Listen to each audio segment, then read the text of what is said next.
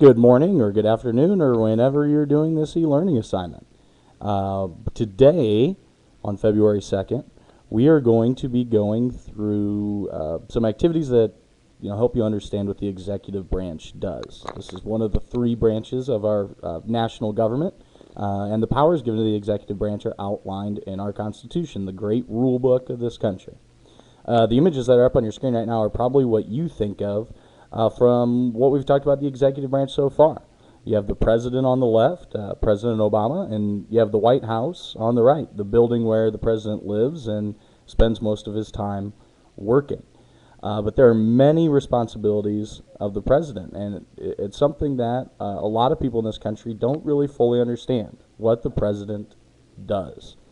The president is an executive. That's a term we use when we're talking about principals in buildings, in school buildings. That's a term we use when we're talking about the heads of companies. You have the CEO, the chairman executive officer, the person who's in charge of a company. The president is in charge of his company, and his company just happens to be the country of the United States. So the president really doesn't make a ton of power decisions. He doesn't make laws. He doesn't see that laws are carried out. He doesn't, like a court, rule on decisions. What he does is he makes sure that everything is operating correctly. He makes sure that laws go to the correct departments so that departments can enforce those laws correctly. The president is also what we call our commander-in-chief. He is in charge of the military. If there are military decisions, the president makes those. If we were to be invaded by a foreign country, the president is in charge of making sure that our army works correctly. That is the biggest responsibility of the president, is being the commander-in-chief, the head of the military, in charge of the military. The president signs laws. We've also talked a lot about how the president can veto laws that he doesn't agree with, that he or she doesn't agree with. So let's say the president passes a law. He would then turn those laws over to the different departments of this country.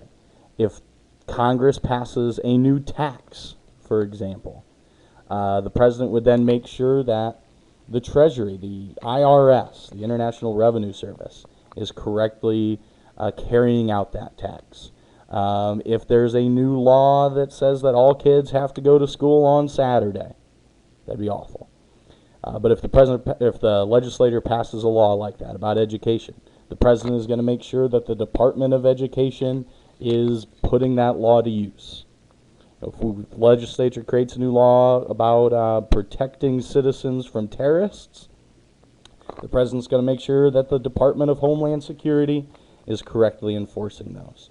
All right, so that just gives you a little a brief clue into what the president does. Today you're going to do an activity to better understand the day-to-day responsibilities of the executive branch, of the president.